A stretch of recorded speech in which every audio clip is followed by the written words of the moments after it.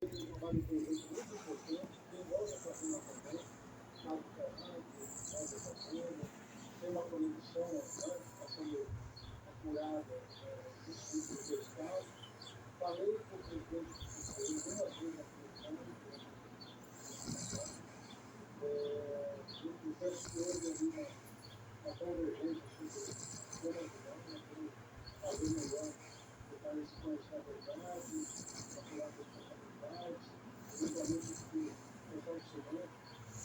presidentes de casais,